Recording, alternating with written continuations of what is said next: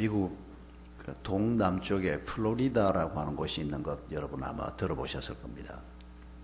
여러 해 전에 그 플로리다 쪽에 한 한인교회 목사님 한 분이 부임을 했습니다. 부임하기 전에 자기가 담임 목사로 부임하는 교회가 문제가 많았던 교회라는 걸 이분이 알고 있었습니다. 어려움이 많았습니다.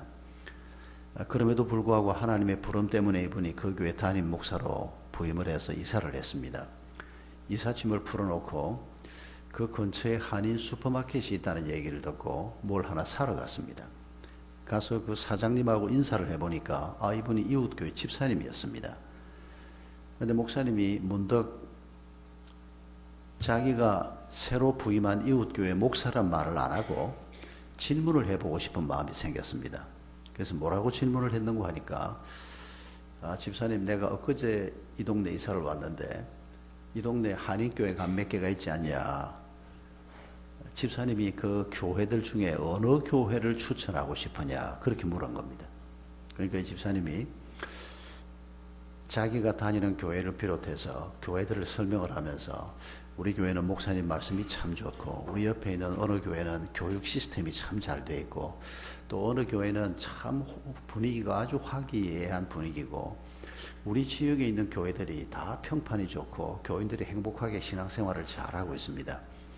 근데 한 교회는 최근에도 목사님하고 장로님하고 싸워가지고 목사님이 쫓겨나가고, 한 교회는 좀 어려움이 많습니다. 그 교회는 재미가 없고 교인들도 떠나가고, 그 교회 빼고는 나머지 교회는 다 좋습니다. 어디를 가도 만족하실 겁니다. 그런데 가지 말라는 그 교회가 어느 교회인지 짐작하시겠죠? 자기가 담임 목사로 부임한 그 교회들하는 겁니다. 이분이 굉장히 마음이 무거웠습니다. 그 교회에 이제 담임 목사로 왔으니 이 일을 어떻게 해야 되나, 어떻게 교회를 새롭게 세울 수 있을까. 한 며칠 동안 깊이 고민하고 설교 준비를 하고 마침내 이제 첫 주일이 됐습니다.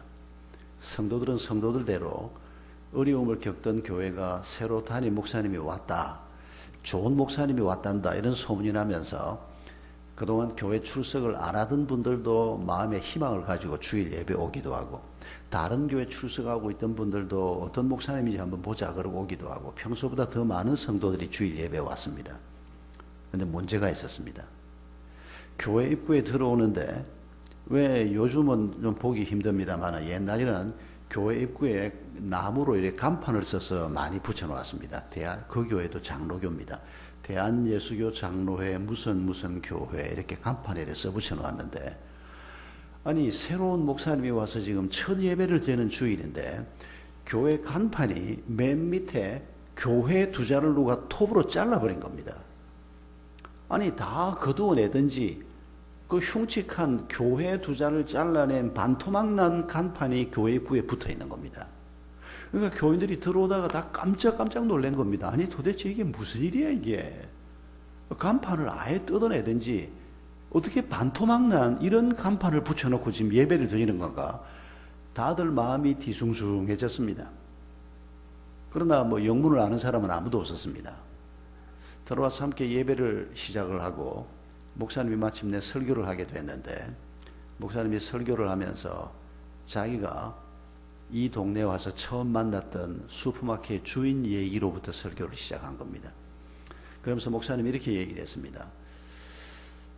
그 참 마음씨 좋아 보이고 믿음도 있어 보이는 이웃교회 집사님이 오늘 우리는 교회라고 이렇게 함께 모였는데, 우리 교회를 두고 그분이 말하기를 그 교회는 사람이 다니면 안 되는 교회, 그 교회는 재미없는 교회, 그 교회는 가면 사람이 낙심하는 교회, 우리 교회를 그분은 그렇게 설명하더라.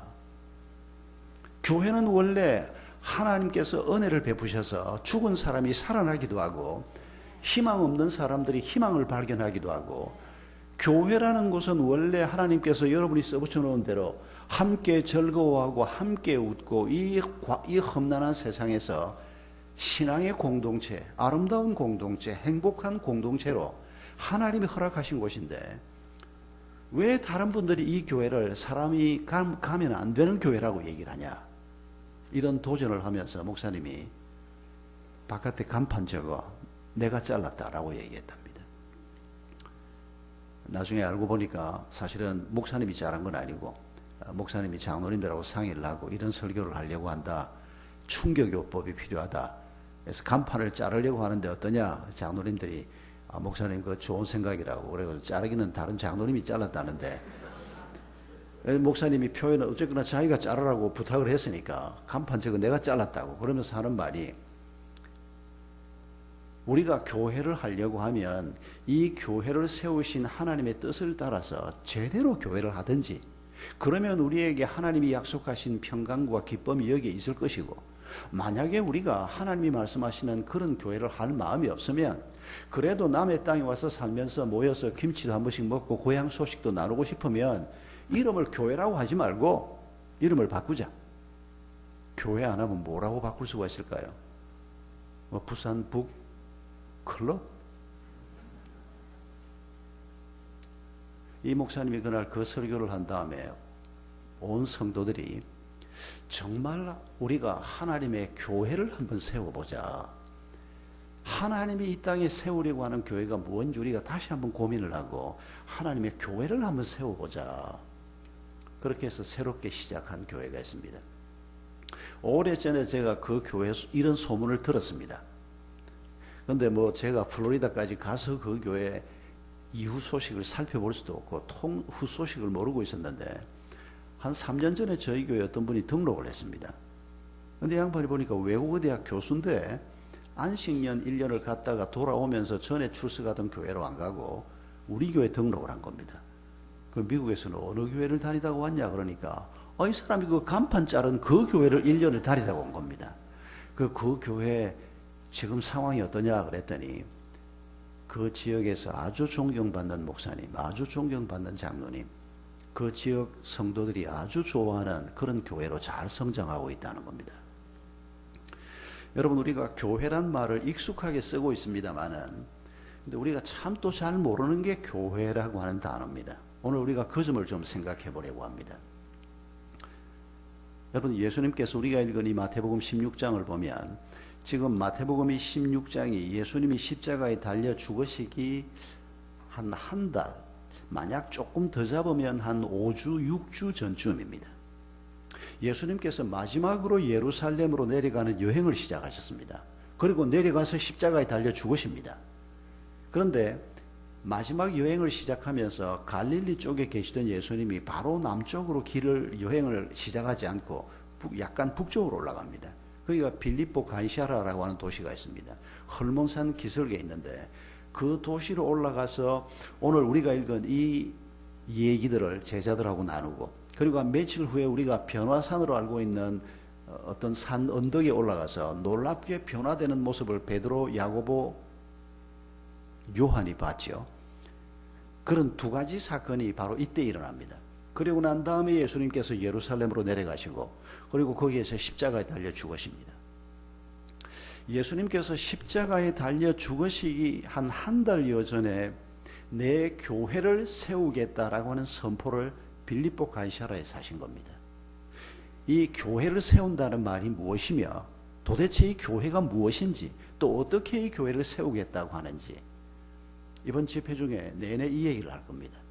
오늘은 전체적인 얘기를 좀 나누고 그리고 내일 저녁에는 우리 한 사람 한 사람을 하나님의 교회로 세운다는 말씀의 뜻을 생각할 것이고 주일날 일부 시간에는 우리의 가정을 하나님의 교회로 세우라는 말씀을 생각할 것이고 그리고 주일날 2부 예배 때는 그 교회가 어떻게 세워지는가를 얘기할 것이고 오후 예배 때도 계속해서 그 교회가 어떻게 어떤 힘으로 어떤 방법으로 하나님이 세우려고 하시는가 그런 얘기들을 계속 이어서 해나갈 것입니다. 예수님께서 내 교회를 세우겠다라고 하셨는데 이 교회란 단어가 에클레시아라고 하는 단어인 걸 여러분 들어보셨을 겁니다. 제가 교회란 표현 대신에 에클레시아란 말을 자주 쓸 건데 그건 다른 이유가 아니고 이 교회라고 하는 번역이 에클레시아라고 하는 단어의 뜻과 너무 못 미치기 때문입니다. 19세기 후반에 우리 조선 땅에 복음이 들어오면서 성경을 번역하신 분들이 주로 중국어 성경, 일본어 성경 오래간만에 생각을 하니까 갑자기 이름이 생각이 안 나는데, 일본에서 마가복음부터 시작해서 번역을 했던 이수정에만 넘어갑시다. 이 선생님입니다. 성은 이가입니다. 틀림없이. 한 1년 제가 쉬고 설교를 하니까 전에는 너무 잘 기억하던 이름인데, 일본에서 신약 성경이 번역되기 시작하고, 그보다 조금 더 전에 만주에서, 심양에서 존 맥킨타이어, 존 로스 같은 영국의 선교사님들이 조선말로 성경을 번역했습니다. 그러니까 한국에 복음이 들어오기 전에 일본과 중국에서 성경이 번역이 돼서 먼저 선교사들보다 성경이 조선 땅에 먼저 들어왔습니다. 중국 쪽에서 먼저 들어왔죠. 그런데 이분들이 성경을 번역하면서, 물론 그분들이 아마 영어 성경이나 다른 성경도 참고했을 겁니다만은, 중국어, 일본어 성경의 에클레시아를 교회라고 번역을 했습니다. 가르칠 교자, 모일 회자. 성경이 말하는 에클레시아에는 분명히 우리가 함께 모여서 말씀을 배운다라고 하는 뜻이 담겨져 있습니다. 그런데 이게 너무 약합니다. 교회라고 번역한 게 좀 아쉽다는 겁니다. 여러분, 에클레시아는 에크라고 하는 단어와 레시아라고 하는 두 단어의 합성어입니다. 에크는 뭐뭐로부터라고 하는 전치사하고는 접두어로 쓰이는 단어고, 레시아는 불러낸다라고 하는 동사의 수동태입니다.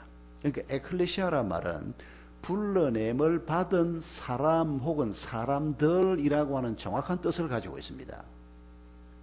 우리는 교회 그러면 제일 먼저 북교회를 먼저 떠올리죠. 이 우리 지역 교회를 먼저 떠올립니다. 근데 예수님이 내 에클레시아를 세우겠다고 할 때, 이 에클레시아는 우리가 함께 모인 지역 교회, 북교회, 은혜교회, 사랑의 교회, 샘물교회, 이런 지역 공동체를 포함하지만은 이것만이 아니라는 겁니다. 그보다 더 광범위한 뜻이 있다는 겁니다. 어디로부터 불러냄을 받습니까? 어딘가로부터 불러냄을 받은 사람들, 하나님이 없는 곳에서 하나님 계신 쪽으로 불러냄을 받은 사람들입니다. 어둠의 자리에 있던 사람들이 빛의 자리로 불러냄을 받는 겁니다. 죽음의 자리에서 생명의 자리로 불러냄을 받는 겁니다. 재미없는 자리에서 아주 재미있는 자리로 불러냄을 받는 것입니다. 여러분, 이렇게 불러냄을 받은 대표적인 인물이 누굽니까? 여러분 머릿속에 누가 떠오릅니까? 아브라함 말입니다. 갈대아 우르에서, 우상이 가득한 그 도시에서 하나님께서 그 아브라함을 불러내지 않습니까? 이게 에클레시아입니다. 하나님이 생명을 주시기 위해서 사람들을 그렇게 불러내신 그 사람들, 이게 에클레시아라는 겁니다. 긴 얘기를 할 시간이 없으니까 우리가 구약과 신약을 통틀어서 가만히 생각해 보면, 여러분 지금부터 4000년 전에 아브라함이 불러냄을 받았습니다.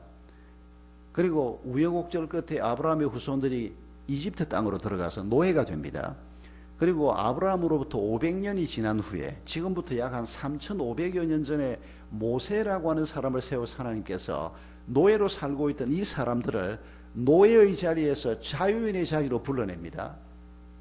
땅이 없고 국가를 제대로 만들지 못해서 형편없이 살고 있던 이 사람들을 가나안 땅으로 불러내셔서 국가 공동체로, 신앙 공동체로 새롭게 세워주십니다.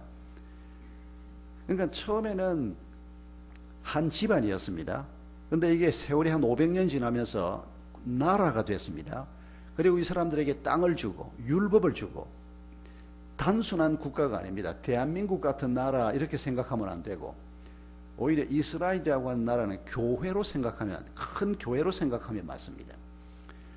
하나님께서 12지파로 시작해서 이스라엘 공동체를 만들었는데, 그리고 그들이 어떻게 살면 하나님의 교회답게 되는지 하나님의 말씀을 주셨습니다. 그러나 가나안 땅에 들어가고 난 다음에 오래지 않아서 이 백성들이 흐트러지기 시작합니다. 100년, 200년 지나가면서 하나님의 말씀을 제대로 살피지 않고 율법적이 되고 하나님의 말씀을 오해하기 시작하고, 이스라엘 백성들의 오해 중에서 가장 대표적인 말씀에 대한 오해는 뭔가 하니까 자기들이 잘나서 선택받은 줄 아는 겁니다. 하나님께서 이스라엘 백성들을 선택했습니다. 구약에 보면 자주 언급됩니다마는 왜 하나님이 이스라엘 백성들을 선택했습니까? 이스라엘을 통해서 열방을 구원하기 위해서입니다. 이스라엘 백성들을 통해서 하나님이 어떤 분인가를 열방 앞에 보여주기 위해서입니다. 그래서 이스라엘 백성들을 통해서 열방이 돌아오기를 원하셨는데, 하나님은 그런 계획을 가지고 지금 이스라엘을 자기 백성 삼으셨는데, 이스라엘 백성들은 어떻게 생각하는 거 하니까, 저 열방들, 나를 통해서 하나님이 부르실, 나 때문에 하나님을 알게 될 소중한 다음 세대 하나님의 백성이 될 사람이라고 생각하는 게 아니고, 그 열방을 개 돼지 같은 놈들이라 그러고, 율법도 없는 놈들, 예배도 못하는 놈들, 마치 신자가 믿음을 좀 갖고 난 다음에 불신자를 보면 아이고 저 개 돼지 같은 것들 저렇게 살면서 저것도 인간이라고, 우리도 자칫 잘못하면 그런 사람 될 수 있습니다. 하나님께서는 이스라엘을 어둠에서 빛으로 불러내셔서 이 사람들을 통해서 어둠 가운데 있는 사람들을 계속해서 불러내려고 하는 건데, 그러면 먼저 불러냄을 받은 사람들은 아직 어둠 속에 있는 사람들을 볼 때 불쌍히 여기고, 어떻게 하면 저분들을 좀 더 잘 도와서 하나님 앞으로 나오게 할 것인가, 이런 생각을 해야 마땅하지 않습니까? 그런데 이스라엘 백성들은 시간이 지나면서 저것들은 개 돼지 같은 것들이고, 우리는 하나님의 은혜를 입어서 하나님의 선택된 백성이 되고 도덕적인 수준도 점점 높아지고, 이스라엘 공동체는 그 당시 어떤 문화와 비교해도 비교가 되지 않을 정도로 뛰어난 민족이었습니다. 그게 하나님의 말씀 때문이었습니다. 그런데 그 탁월함을 가지고 다른 사람을 섬길 생각을 하는 게 아니고, 그 탁월함을 가지고 다른 사람들을 얕보고 경멸하고, 그러면서 하나님과 서서히 멀어져 가기 시작합니다. 그리고 결국 나라가 분열이 되고, 북왕국 이스라엘이 먼저 멸망을 하고, 남왕국 유다까지 결국 한 150년 간격을 두고 완전히 멸망하고 맙니다. 나라는 없어졌습니다. 그러나 하나님의 백성들도 없어졌습니까? 그렇지 않습니다. 그 속에 남은 자들이 있었습니다. 왕도 없어지고 신하도 없어졌지만은, 그러나 남은 자들이 있었습니다. 나라가 망하는데도 하나님께서는 예레미야에게 말씀을 주지 않습니까? 여러 종들에게 말씀을 주시고 그 말씀을 붙들고 계속해서 믿음의 길을 가는 사람들을 구약은 표현하기를 남은 자라고 말씀하십니다. 그리고 마지막 남은 자라고 표현되는 예수 그리스도가 마침내 오십니다. 그리고 이 예수 그리스도가 그냥 랍비인 줄 알았더니, 그냥 뛰어난 선생인 줄 알았더니, 이 예수 그리스도가 그런 분이 아니고 하나님의 아들 메시아 예수 그리스도라는 것을 발견하게 되는 겁니다. 그리고 이분이 오셔서 마침내 십자가에 달려 죽으시는데, 여러분 12지파를 중심에서 세워진 이스라엘이 있고, 그리고 이 이스라엘이 망하고 난 다음에 마지막 남은 자이신 예수 그리스도가 12제자를 세우십니다. 12지파와 12제자가 어떤 의미가 있습니까? 이게 새 이스라엘을 세운다는 의미입니다. 12지파는 무너졌지만은 12제자로 표현되는, 상징되는 새 이스라엘을 하나님께서 예수 그리스도를 믿는 믿음 안에 들어온 사람들을 통해서 세운다는 것입니다. 그리고 새 이스라엘은 이제 유대인의 피로 제한되는 게 아니고, 사실 구약 시대에도 아브라함의 후손들만, 유대인들만 하나님의 백성이 아니었습니다. 이방인들 중에서도 경건한 이방인이라고 해서 하나님을 믿겠다고 하는 이방인들 중에서 하나님의 백성으로 들어온 사람들이 꽤 많이 있었습니다. 그게 원래 하나님의 계획이었습니다. 그런데 예수님이 오신 다음에는 이제 문화를 뛰어넘어서 복음이 전 세계로 전해지는 이런 새로운 시대를 여시면서 예수님께서 내 교회를 세우겠다라고 지금 선포하고 계시는 것입니다. 여러분이 교회라고 하는 말을 우리가 생각할 때, 우리가 적어도 한 5가지 교회를 성경이 말씀하고 있다는 것을 기억할 필요가 있습니다. 첫 번째 교회는 아까 잠깐 말씀드렸습니다마는, 하나님께서는 우리 한 사람 한 사람을 하나님의 성전으로 세우겠다고 말씀하십니다. 구약의 성전이 신약에서 말하는 교회와 별 차이 없다고 생각해도 괜찮습니다. 꼭 같은 것은 아닙니다만은, 우리 한 사람 한 사람을 하나님의 성전으로, 고린도전서 3장 16절 같은 말씀에 보면, 너희 몸이 하나님의 성전인 것을 너희가 알지 못하느냐. 왜 성전입니까? 성령이 우리 가운데 거하시기 때문입니다. 성령이 언제부터 우리 가운데 와서 거하십니까? 지금 여러분 마음속에, 여러분 인격 속에 성령이 계십니까? 하나님이 계십니까? 글쎄 계신지 안 계신지, 또 아멘이라고 하신 분들도 지금 제대로 아멘을 하셨는지 한번 점검을 해볼 필요가 있습니다. 별로 복잡하지 않습니다. 성령은 왜 이 세상에 오셨습니까? 예수 그리스도가 누군지를 우리에게 보여주기 위해서입니다. 그리고 예수님께서 하려고 했던 일을 우리를 통해서 완성하기 위해서 성령이 오셨습니다. 그러니까 성령이 내 속에 있는지 없는지를 우리가 확인하기 위해서는 지금 이 질문에 답해 보시면 됩니다.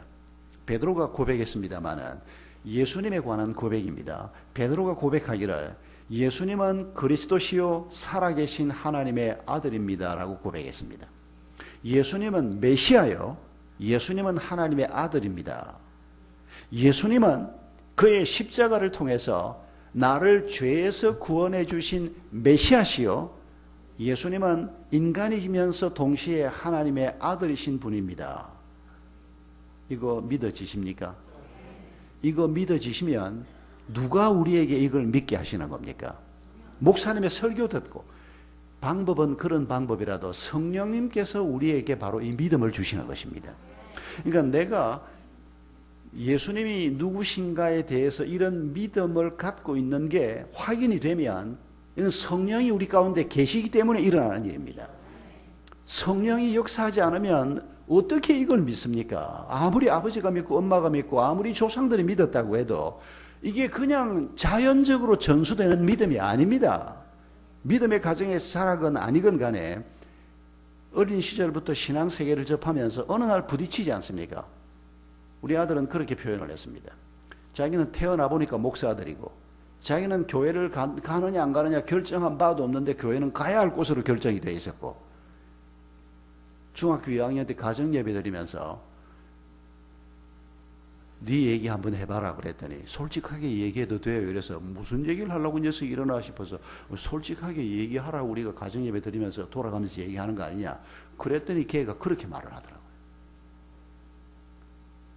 그때 집사람 얼굴이 흑색으로 변하던 걸 제가 지금도 기억하고 있습니다. 물론 내 얼굴도 아마 비슷했을 겁니다. 얘가 뭐 지도 좀 놀랬던 모양입니다. 제가 솔직하게 얘기를 했는데 엄마 아빠가 너무 얼굴이 막 어두워지니까 그렇다고 내가 하나님을 안 믿겠다는 건 아니고 좀 믿기지 않는 중학교 2학년 때니까 사실 그건 당연한 거 아닙니까? 그날 그 장면을 제가 잊을 수가 없습니다. 지금은 교회 찬양팀 리더하면서 신앙생활 잘하고 있습니다. 와이프는 반주하고 둘이서 지금 조그마한 교회에서 뭐 신앙생활을 너무 잘하고 있어서 감사하고 있는데, 여러분 믿음의 가정에서 살아건 아니건 간에 의식이 생기고 조금씩 나이를 먹어가면서 어느 날 예수가 날 위해서 죽었다고 하는데 정말 이게 맞는 말인가? 정말 예수님이 날 위해서 죽었다는 건가? 이게 그냥 믿어지는 게 아닙니다. 여러분들은 어떻게 믿고 오늘 밤에 이 자리에 와 있는지 모르겠습니다만, 저도 초등학교 3학년 때부터 우리 집안에서는 제가 첫 예수 믿은 사람입니다. 우리 친가 외가를 합해서 제가 첫 세례교인입니다. 어릴 때 어쩌다가 교회를 갔는데, 교회에서 뭐 옛날 교회는 더더군다나 뭐 목사님들이 설교를 하면 막 고함을 지르면서 뭐 예수님이 널 위해서 죽었다 그러고 죄인이라 그러고 뭐 그냥 죄인이라 그러는 게 아니고 막 욕을 그냥 섞어가면서 뭘 집어 던지려고 뭘 집어 들기도 하고 분위기가 아주 살벌했습니다. 옛날 교회들은 점잖게 말씀들을 안 하고 꼭 화난 사람들처럼 그냥 이해가 안 되는 바는 아닙니다. 하나님의 복음을 가지고 서면서 아주 그냥 막 뜨거운 마음을 가지고 복음을 전하려고 하다 보니까 그렇게 된 것 같긴 한데, 저는 초등학교 3학년 때부터 교회를 다니면서 도무지 목사님들이 그렇게 고함을 질러대는 걸 동의할 수가 없었습니다. 막 교회만 가면 뭐 예수가 널 위해서 날 위해서 죽어 달라 그랬나, 뭐 교회만 가면 그 얘기를 하는데, 아이고 내가 이러면 교회를 다시는 안 가야지. 집에서 누가 뭐 날 보고 교회를 가라 그러는 것도 아니고, 교회 와서 앉아 있다가 그런 마음이 들어서 집으로 가는데 그 다음 주일 되면 또 교회 와서 앉아 있습니다. 참 제가 제 어린 시절을 생각하면 그 목사님들 설교를 통해서 배우는 바가 없었던 것은 아닙니다. 그런데 기본적으로 죄인이라고 하는 말이 저는 싫었습니다. 내가 무슨 죄를 지었다고, 내가 뭐 초등학교 중학교 다니면서 무슨 죄를 제가 짓습니까? 근데 제 마음에 하나님이 그래도 계실지 모르겠다라고 생각된 것은 우리 교회 장로님이나 권사님이나 우리 교회 내 친구 아버지 엄마들 우리 조그마한 마을에 뭐 다 많이 아는 동네 아닙니까? 거기에 1905년에 세워진 진해시에서 제일 오래된 교회가 우리 마을에 있었습니다. 그 교회에 함께 모여서 다닌 겁니다. 우리 어머니 아버지는 교회를 안 다녔지요. 근데 같이 교회를 다닌 분들 나중에 이사를 가서 옆에 마을을 갔다가 또 옆에 마을을 갔다가 다 그 조그마한 교회들이었습니다. 그 교회를 다니면서 지금도 제 마음에 떠오르는 그림이 하나 있습니다. 하나님이 정말 살아계시는가? 우리 목사님이 얘기하는 게 저기 진짜인가 가짜인가? 이게 분별이 안 되는데 근데 우리 목사님이 절대 거짓말할 사람은 아닌데 왜냐하면 거짓말할 이유가 없지 않습니까? 그 시골 마을에 들어와가지고 뭐 예수가 죽었다 살아났다고 고함을 지른다고 월급이 올라갑니까? 뭐 돈이 생깁니까? 공부도 많이 하신 분이 막 그렇게 열정적으로 설교를 하는데 나는 믿기지는 않고 중학생, 고등학생 때 참 죽겠는 겁니다. 그러니까 믿음이라는 게 그냥 사람이 좋아서 이래 따라가지는 게 아니지 않습니까? 그런데 제 눈에 보이기 시작한 게 뭔가 하니까 우리 목사님이 분명히 거짓말할 분은 아니라는 거 내가 알겠는데 왜 저렇게 온 힘을 다해서 고함을 질러대나. 우리 사모님이 어느 날 제가 주일날 교회를 가니까 제가 그때 무슨 마음으로 그랬는지 성경책을 그때 그 금박으로 된 성경이 제가 고등학교 1학년쯤 처음 서점에서 팔더라고요. 그걸 제가 하나 사고 싶었습니다. 믿음도 없으면서. 그걸 어떻게 사서 교회를 들고 갔더니 우리 사모님이 막 너무 좋아하시는 겁니다. 그러면서 저를 막 안아주시고 머리를 쓰다듬어 주시고 예수도 안 믿는 집에서 교회 나가는 애들이 몇 안 됐거든요. 그 사모님의 그때 그 얼굴 표정이 늘 떠오릅니다. 왜 이분은 왜 이러나? 내가 뭐 책 한 권 샀다고 왜 이분은 이렇게 좋아하실까? 강 장로님, 내 친구 영복이 아버지입니다. 그분은 미제입니다. 우리 마을에서 제일 가난한 집이었습니다. 우리가 어릴 때는. 우리 아버지는 일본 유학까지 갔다 온 분입니다. 우리 아버지는 그 강 씨하고는 얘기도 안 하려고 하는 분입니다. 한 마을에 같이 살아도. 우리 장로님은 교회 나와서 성경 읽으려고 한글 배웠다는 분입니다. 체격도 뭐 아주 그 어깨가 넓고 힘은 있어 보이는데 키가 조그만하고 체격이 아주 좀 키가 작고 땅땅한 분이었습니다. 인간적으로 말하면 아주 외사하고 인물도 못생겼습니다. 그분이 말을 하면 세 마디 네 마디를 제대로 이어서 말을 못합니다. 어른이 돼가지고 아들 친구인 날 보고도 너 우리 집에 놀러 왔냐? 그 집에 자주 놀러를 가니까 이렇게 몇 마디 얘기를 하면 어른이 애 앞에서 얼굴이 빨개지는 이런 분이었습니다. 참 성격이 그 수줍음이 많고 마음이 순박한 분이었습니다. 근데 제가 고등학교 1학년 때인가 그분이 장로님이 됐습니다. 그분이 첫 대표 기도를 하는 날을 제가 잊을 수가 없습니다. 주일이었는데 내가 너무 걱정이 돼가지고 내 친구 그 녀석은 걱정도 안 합니다. 지가 아버지가 대표 기도를 하든 말든. 그때는 장로님들이 원고 써서 올라갈 때가 아닙니다. 그냥 올라갑니다. 그냥 올라가서 기도를 하는데 우리 장 장로님이나 김 장로님은 공부도 좀 고등학교 졸업하시고 중학교 졸업하시고 공부를 좀 하신 분이고 우리 강 장로님은 아예 무학인데 우리 세 번째 장로님인데 이분이 도대체 올라가서 기도라도 제대로 할까? 제가 그날 저 뒤에 앉아가지고 의자도 없었던 교회입니다. 뒤에 앉아가지고 장로님이 대표 기도를 인도를 하는 동안에 계속 눈을 뜨고 보고 있었습니다. 제가. 근데 제 눈에 그때 하나님이 뭘 보여주셨는가 하니까 깨끗하게 양복을 입고 앞에 서서 대표 기도를 눈을 감고 인도를 하시는데 청산유수같이 기도를 하는 겁니다. 그렇게 말을 못하던 분이 좌중을 압도하는 그런 기도를 하는 겁니다. 그리고 그때 제 눈에는 이거 제가 헛거본 거라고 생각할 수도 있는데 제 눈에 우리 장로님 뒤에 이렇게 후광이 비치는 걸 제가 봤습니다. 잊을 수가 없습니다. 제가 성경을 제대로 배웠습니까? 성경을 읽기나 합니까? 그냥 교회 와서 한마디씩 주워 듣는 게 전부인데 하나님께서 그때 제게 은혜를 베푸셔서 아직 예수가 하나님의 아들이다라는 믿음이 생기기 전에 내 주변에 있는 분들을 통해서 저분들을 보면 예수가 있을 수 있겠다. 저분들을 보면 여기에 분명히 뭔가가 있다. 내가 아직 뭔지는 모르지만은 내가 교회를 떠날 수 없는 이유가 적어도 그분들 얼굴에서 그렇게 발견이 되는 겁니다. 아버지가 초등학교 5학년 때 파산을 했습니다. 그러니까 참 가정이 힘든 때에 제가 교회를 출석해서 혼자 교회를 다니고 있었습니다. 그리고 동생하고 같이 교회를 가기도 하고, 그렇게 교회를 다니던 중에 고등학교 1학년 가을이었습니다. 그 가을을 어느 주일이었는데 목사님이 설교를 하는데, 또 그날도 예수님이 우리를 위해서 죽으셨다 그러는데, 그 전주일까지만 해도 제가 또 그 소리 하네, 그 얘기는 좀 빼고 설교를 하면 내가 들을 만한데, 그렇게 느꼈는데, 그 주일날 10월이었을 겁니다. 그 가을 어느 주일날 예수님이 우리를 위해서 죽으셨습니다 그러는데 제 마음에 튕겨나가는 게 아니고 그 말씀이 가슴속으로 스며드는 게 느껴지는 겁니다. 놀라웠습니다. 제가 처음에는 그렇게 생각했습니다. 내가 너무 교회를 오래 다닌 것 같아. 초등학교 3학년 때부터 고등학교 1학년까지니까 내가 교회를 자꾸 가서 앉아있으니까 내가 세뇌가 된 것 같아.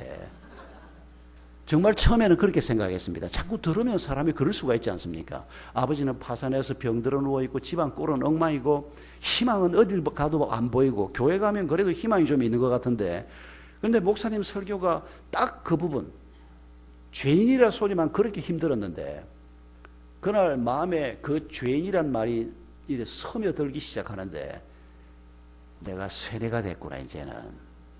그런데 하나님이 그게 세뇌가 아니라는 걸 또 다른 방식으로 깨우쳐 주셨습니다. 그 무렵에 제 옆에 친구, 이 친구가 아주 저하고 친한 단짝이었습니다. 아주 점잖은 친구였고 공부도 잘하는 친구였습니다. 그런데 이 녀석이 정신이 나갔는지 점심시간에 우리가 도시락을 먹고 잠깐 얘기를 하는데, 이 녀석이 그렇게 점잖은 친구가 평소에 그런 태도를 보인 적이 없는데 날 보고 뭐라 그러는 거 하니까, 야, 너 그 교회 다니면서 하나님 믿는 거 그거 있지도 않는 하나님이 있다고 괜히 마음 약한 사람들이 하나님 만들어 놓고 그거 믿는 거기니 자꾸 따라다니는 것 같은데 그럴 바에는 차라리 내 주먹을 믿지, 이러는 겁니다. 그 말을 듣는데 제 마음속에 분노가 막 치솟아 올라오는 겁니다. 그러면서 제가 그 친구 멱살을 딱 쥐고 아마 막 20번을 흔들었을 겁니다. 네가 뭔데? 네가 예수에 대해서 뭐를 안다고? 네가 교회 한번 가본 적이 있냐? 네가 성경을 한번 들어본? 이러면서 제가 걔를 막 한 20번을 쩔쩔쩔쩔 흔들었더니 주변의 친구들이 다 놀래가지고, 제가 친구들하고 그렇게 다투거나 그래 본 적이 없거든요. 그 친구가 저한테 얼굴이 빨개져가지고 사과를 했습니다. 제가 그때 깨달았습니다. 내가 세뇌가 된 게 아니고 하나님께서 내 마음속에 예수 그리스도가 누구신가를 분명하게 보여주고 계시는구나. 여러분은 어떻게 베드로가 고백한 것처럼 예수가 그리스도라는 걸 믿게 됐습니까? 우리가 다 조금씩 길은 다를 것입니다. 그러나 오늘 베드로가 이 빌립보 가이사라에서 고백한 것처럼 예수님이 그리스도입니다. 예수님이 메시아입니다. 예수님이 내 죄값을 치르기 위해서 십자가에 달려 죽으셨습니다. 그리고 그 죽음의 권세를 이기시고 부활하셨습니다. 여러분, 이 믿음을 우리에게 가르치기 위해서 성령이 오셨고, 이 믿음을 가진 사람들을 하나님께서 교회라고 부르시는 것입니다. 아직까지도 이 믿음이 마음속에 깊이 들어오지 않았는데도 이 자리에 계신 분이 있다면 여러분, 이미 여러분은 구원이 가까이 와 있습니다. 낙심하지 마시고 계속해서 그 자리에서 구도하는 심정으로 예수 그리스도에 관한 이 구도하는 마음으로 길을 걸어가 보시기를 바랍니다. 여러분, 예수님께서 우리 한 사람 한 사람을 이렇게 불러서 우리를 교회라고 하시고, 그리고 두 번째 교회는 에베소서 5장 27절 28절에 있습니다마는 우리 부부가 만든 가정을 흠도 티도 없는 영광스러운 하나님의 교회로 세우겠다고 주님이 말씀하십니다. 에클레시아라고 말씀하십니다. 그리고 세 번째 교회는 우리 교회 안에 있는 이름이 구역이든 순이든 다락방이든 목장이든 한 7, 8명, 한 10명 이내가 모여서 만든 이 작은 그룹이 교회입니다. 이 교회에 대해서는 좀 서로 이론의 여지가 있습니다만은, 왜냐하면 네 번째 교회가 우리 북교회, 지역교회 공동체입니다. 그리고 다섯 번째 교회는 예수님 재림 때까지 하나님을 믿는 모든 그리스도인들이 예수님의 한 몸을 이루는 이 전체 교회를 보편교회라고 부릅니다. 혹은 불가시적 교회라고 부릅니다. 이 5교회를 하나님이 세운다라고 성경이 여기저기에서 말씀하고 있는 걸 볼 수가 있습니다. 이 세 번째 교회, 작은 그룹, 교회 안에 있는 그룹으로 말하면 우리 구역 그룹 같은 이런 그룹인데, 왜 이 그룹도 에클레시아라고 말을 해야 하는고 하니까 저는 가장 중요한 이유가 여기에 있다고 생각합니다.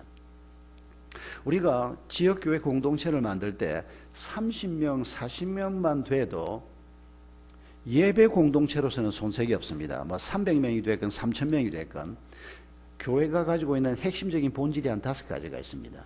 예배, 훈련, 복음 전파, 봉사, 코이노니아입니다. 성경이 교회라고 말할 때 이 5가지의 핵심이 그 속에 들어있는 걸 볼 수 있습니다. 그 사람이 그리스도인인가, 예배할 줄 아는 사람인가, 예배하는 사람인가, 누구에게 예배하는 사람이며 그 하나님 앞에 어떤 자세로 예배하는가를 보면 그 사람이 교회인지 아닌지 알 수 있다는 뜻입니다.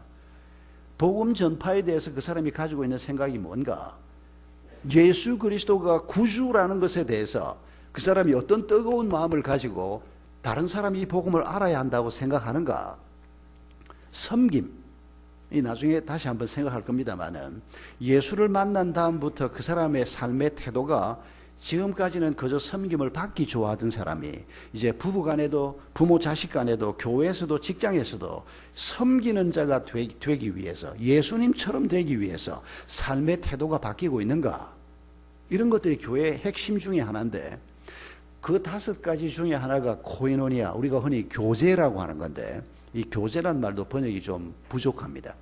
코이노니아란 말도 같은 마음이라고 하는 2단어의 합성어입니다. 오늘 현대교회가 뭐 예배도 참 아름답게 하나님 앞에 드리려고 애도 많이 쓰고 복음 전파, 선교니, 훈련이니, 뭐 봉사니 우리가 함께 여러 가지 씨름을 하는데, 코이노니아라고 하는 측면에서 현대교회가 참 약하기 짝이 없다는 생각을 늘 합니다. 코이노니아의 핵심이 뭡니까? 그냥 자주 만나서 얘기도 하고 같이 뭐 떡도 나누어 먹고 같이 뭐 좀 하고 좀 친하게 지내는 게 코이노니아다, 이렇게 생각하는 경향이 굉장히 많습니다. 아닙니다. 성경이 말하는 코이노니아는 그런 정도가 아닙니다. 동호회 정도가 아닙니다. 그저 산 좋아하는 사람들이 같이 뭐 도시락 싸서 산에 한번 갔다 오고, 예수 좋아하는 사람들이 모여서 그냥 뭐 335 짝을 지어서 좀 친하게 지내면 그게 코이노니아 아니겠는가? 아닙니다, 여러분. 그런 걸 코이노니아라고 말하지 않습니다. 저 사람과 내가 같은 마음이 되는 게 아니고, 저 사람도 하나님과 같은 마음이 되고 나도 하나님의 자녀로서 하나님과 같은 마음이 되는 겁니다. 그런 사람이 교회 공동체 안에서 만납니다. 고향도 다르고 나이도 다르고 사고방식도 다르고 전혀 다른 사람이 만납니다. 그런데도 내 취향이 아닌 사람인데 저런 식으로 말하는 사람, 저런 사고방식을 가진 사람, 저렇게 태태거리면서 얘기하는 사람, 코드가 안 맞고 취향이 안 맞는데도 저 사람도 하나님의 사람이고 나도 하나님의 백성이기 때문에 이 공동체 안에서 우리가 하나가 될 수 있고 교제가 가능한 그런 교제를 코이노니아라고 얘기하는 겁니다. 오늘 우리 시대의 예를 들어서 단적으로 한번 표현을 해볼까요? 여러분, 오늘 이 시대에 우리로 하여금 제일 어려움을 겪게 만드는 코이노니아의 측면에서 제일 큰 어려움을 겪게 하는 게 뭡니까? 태극기 부대하고 촛불 부대입니다. 여러분이 어떤 태도를 가지고 있는지 한번 점검해 보십시오. 뭐 여러분이 세 종류가 있을 겁니다. 태극기 지지하는 분이 있고, 그거 반대하고 촛불 지지하는 분이 있고, 그런 분이 많을 것 같지는 않은데 보니까. 그런데 막 그 둘이 뭐든 간에 모르겠다 이러는 분도 있고. 근데 여러분, 지금 작금의 상황을 보면 이 태극기 지지하는 분들하고 촛불 지지하는 분들이 무슨 원수처럼 대합니다. 그냥 이 다 대한민국 백성들인데, 다 나라 잘 되기를 바라는 사람들인데, 이런 상황에서 우리 그리스도인들이 어떻게 해야 됩니까? 내가 태극기를 지지할 수도 있습니다. 내가 촛불을 지지할 수도 있습니다. 정치적인 견해가 좀 다를 수 있지 않습니까? 저 사람이 짜장면 좋아하고 내가 짬뽕 좋아한다고 별인간을 다 봤는데 어떻게 짬뽕을 좋아해? 이런 사람 본 적 있습니까? 그런 사람이 있으면 별 이상한 인간도 다 있다 그러지 않겠습니까?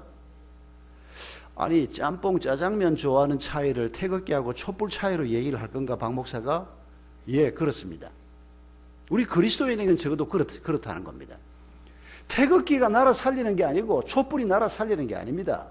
그 양쪽 다 함정이 있다는 겁니다. 양쪽 다 장점이 있고 양쪽 다 함정이 있다는 겁니다. 우리를 살리는 건 촛불도 아니고 태극기도 아니고 예수 그리스도라는 겁니다. 예수 그리스도를 최고의 가치로 생각하는 사람들이면 내가 내가 들어보니까 태극기가 일리가 있는 것 같아. 예, 문제 없습니다. 내가 들어보니까 촛불 쪽이 맞는 것 같아. 예, 그럴 수도 있습니다.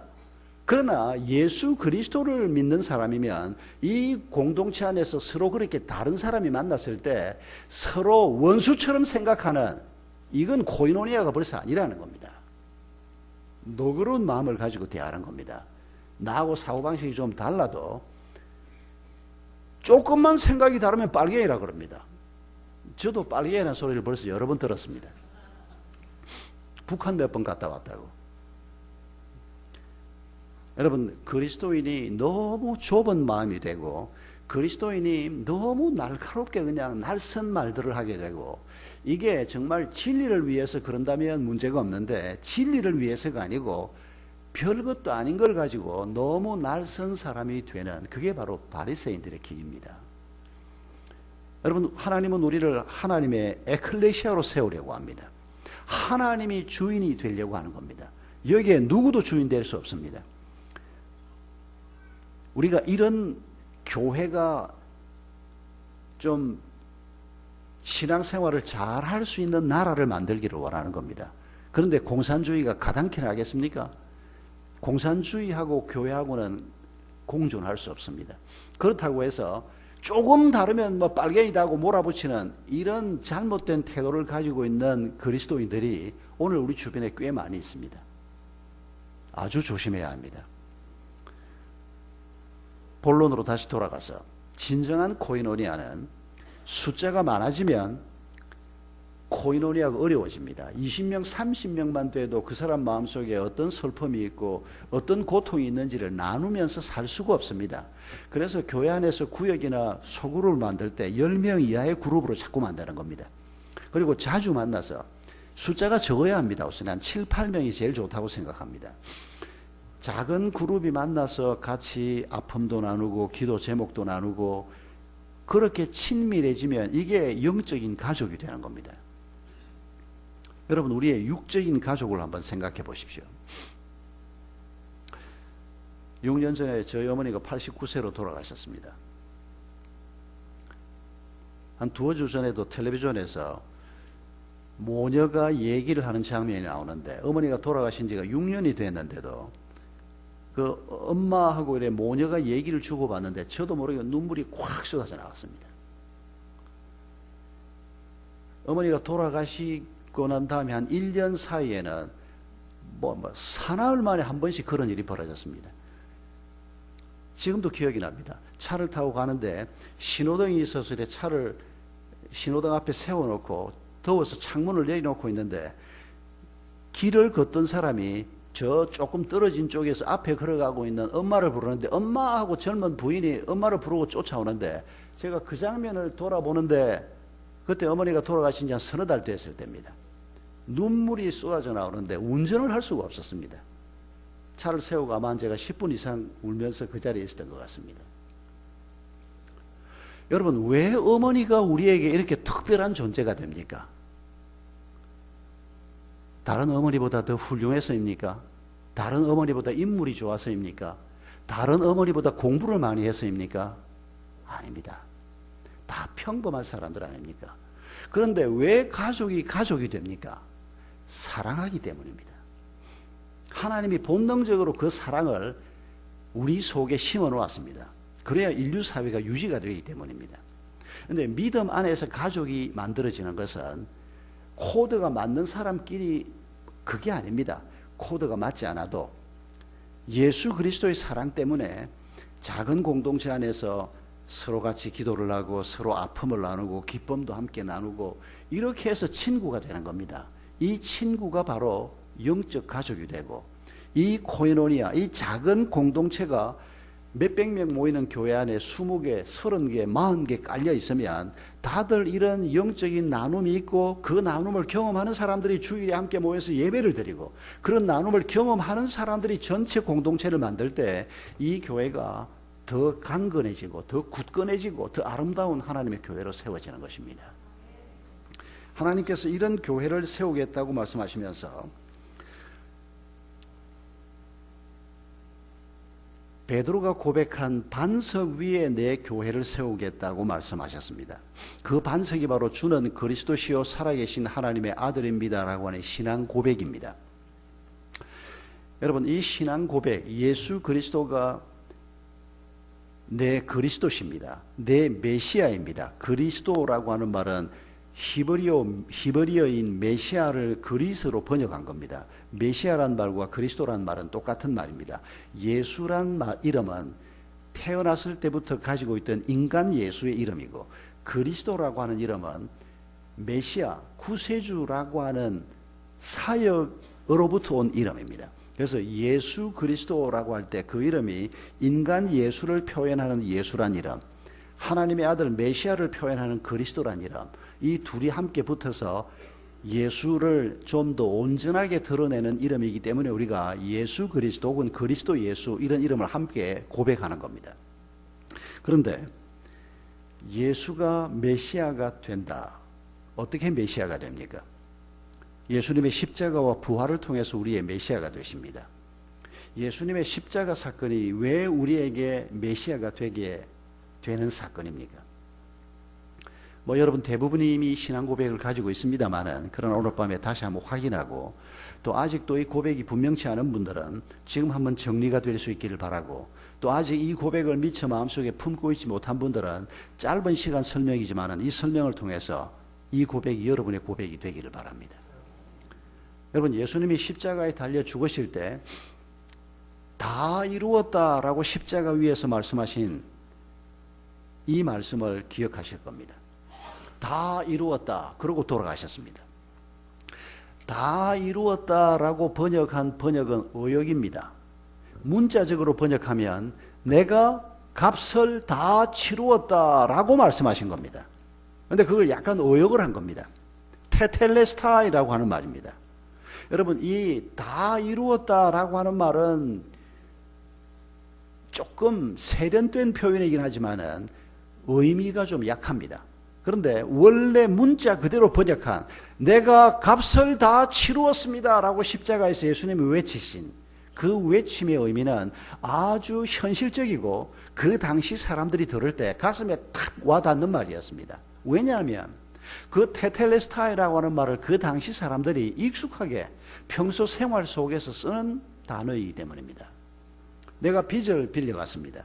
내가 100만 원 빌려가서 이자를 내다가 마침내 100만 원을 모아서 빚쟁이한테 그 100만 원을 돌려주면 그때 빚쟁이가 뭐라고 얘기하는 거 하니까 테텔레스타이. 당신이 이제 다 갚았습니다. 이제 갚았으니까 어떻게 됩니까? 차용 정서를 찢어 없앱니다. 이제 더 이상 저 사람 피해 다니지 않아도 됩니다. 이제 더 이상 저 사람한테 꼬박꼬박 이자 내는 거 안 해도 됩니다. 이제 빚에서 자유로워지는 겁니다. 그게 테텔레스타입니다. 흔히 쓰는 말입니다. 더 테텔레스타이란 말이 무겁게 쓰이는 때는 언젠가 하니까 노예가 남자 노예 몸값이 은 20이었습니다. 가룟 유다가 예수님 팔아먹을 때 은 20을 받고 팔았는데 그게 그 당시 남자 노예 한 사람의 몸값이었습니다. 가룟 유다가 예수님을 배신한 것도 고약하지만은 예수님을 겨우 몸값 은 20에 노예 하나 몸값 팔아먹은 그것도 생각하면 참 괘씸합니다. 그말 한 20개를 받든지 그것도 못 쓰고 죽었지만은 근데 내가 은 20이 있어야 내 주인에게 몸값으로 지불을 하고 내가 자유인이 될 수가 있습니다. 그런데 내가 노예인 내가 길을 가다가 은 20을 주었습니다.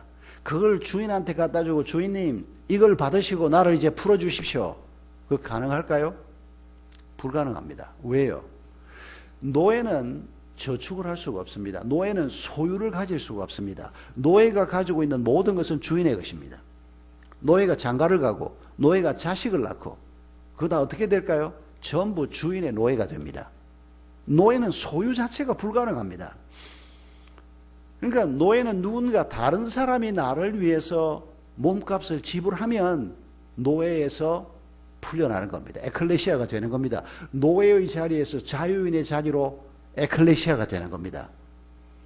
그런데 내가 어린 소년아이 하나가 길에서 막 마차가 달려오는데 까딱하면 교통사고로 죽을 것 같은 아이를 뛰어들어서 건져주었더니 건져주고 보니까 그 동네 최고의 부잣집 손주입니다.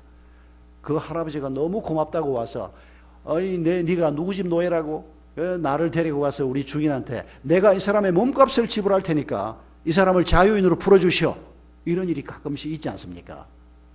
그럴 때 하는 말이 테텔레스타이라는 겁니다. 이제 값이 다 치루어졌다는 겁니다. 내 빚이 다 치루어졌고 내 몸값이 다 치루어졌다는 겁니다. 그 얘기를 왜 예수님께서 십자가 위에 사고 있습니까? 우리의 죄값을 예수님께서 다 치루었다고 선포하고 있는 겁니다. 여러분, 예수님이 십자가에 달려 죽으신 것은 왜 죄 없으신 그분이 자기 죄의 값으로 죽는 게 아니고 그분이 죽지 않아도 되는데 인간의 몸을 입고 내가 서야 할 그 자리에 서서 나를 대신해서 내 죄값을 치르시는 그게 십자가의 죽음이라는 겁니다. 이걸 우리가 제대로 이해를 못하니까 예수님 십자가 사건 곁에 어떤 얘기를 하나님이 슬쩍 집어넣어 놨습니까? 사복음서에 다 나오는 바라바라고 하는 사람 얘기 여러분 기억할 겁니다.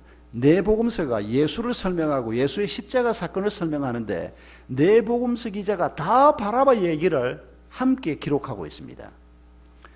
바라바가 예수님하고 함께 잡혀 있었습니다. 바라바는 레지스탕스 운동을 하던 로마 군인들을 어석한 데서 칼로 그냥 찔러 죽이고 도망가고 로마에 협조하는 친로마 세력들을 공격하던 사람들입니다. 단순한 도적들은 아닙니다. 그러니까 로마 입장에서 보면 마치 일제가 우리 독립운동하는 사람들을 보듯이 그런 사람을 잡아다가 사형을 시키고 한 겁니다. 이 바라바가 그런 로마 저항운동을 하던 대장 중에 한 사람이었습니다. 그런데 빌라도가 예수님이 죄 없다는 것을 알고 예수님이 이 유대인들 사회에서 소외돼서 이 사람들이 죄 없는 자를 죽이려고 한다는 사실을 깨닫지 않습니까? 또 자기 마누라가 사람을 일부러 보내서 그 예수라고 하는 사람을 석방해 줘야 된다. 그분은 죄 없는 분이다 하는 얘기를 일부러 마누라가 꿈을 꾸고 또 전해주는, 그러니 그게 얼마나 압력이 되겠습니까? 예수를 풀어주고 싶었습니다. 그래서 빌라도가 낸 꾀가 뭔고 하니까 6월절이 되면 최근에도 우리 문 대통령이 사면 크게 했지 않습니까? 6월절이 되면 총독이 사면령을 내리는 권한이 있는 겁니다. 그런데 그냥 예수를 풀어주겠다 그러면 이 유대인 지도자들이 반대를 할 게 뻔하니까 유대인 지도자들도 아주 싫어하고 로마도 싫어하는 바라바하고 예수 두 사람을 꺼내놓고 자, 이 두 사람 중에 누구를 풀어줄까? 누가 봐도 바라바를 풀어주라 그러진 않을 거다. 왜냐하면 로마 사람들을 칼로 찔러 죽이고 친로마 세력인 제사장이나 서기관이나 이런 사람들은 그 당시에 기득권층입니다. 로마에 빌붙어 사는 사람들입니다. 바라바와 그의 부하들이 공격하는 사람들이 바로 이 사람들입니다. 이 사람들이 바라바를 틀림없이 죽이라고 할 거다. 설마 예수를 죽이라 그러겠냐? 그러면서 예수냐 바라바냐? 연연 놀랍게도 이 사람들이 빌라도의 예측을 벗어나서 예수를 십자가에 못 박아 죽이고 바라바를 풀어주라고 고함을 질러댑니다. 여러분, 바라바의 입장에서 생각하면 꼼짝없이 죽는 사람이었습니다. 이미 사형 선고를 받았고 꼼짝없이 이 로마의 칼날 아래 죽어야 될 사람인데 갑자기 예수 옆에 갖다 세워놓더니 예수냐 바라바냐, 사람들이 바라바를 풀어주고 예수를 죽이라 뭐 이러더니 예수는 십자가에 끌려가고 자기는 풀려났습니다. 바라바 입장에서 보면 이게 얼마나 엄청난 일입니까? 여러분, 그 바라바가 우리 모두를 대신해서 그 자리에 섰다는 것을 잊지 마십시오. 죽어야 할 자인데 예수님이 대신 그 죽음의 길을 걸어가고 예수님 덕분에 이 사람이 죽음의 자리에서 구원받은 에클레시아가 된 겁니다. 그래서 바라바 얘기를 예수님의 십자가 사건에서 마태, 마가, 누가, 요한 이 복음서를 기록한 분들이 바라바를 빼놓을 수가 없는 겁니다. 여러분, 예수님께서 십자가에서 우리의 죄값을 치르시고 십자가의 길을 걸어가시고, 그리고 그걸로 끝이 아닙니다. 사흘 만에 그가 부활하셨다는 말의 의미가 무엇입니까?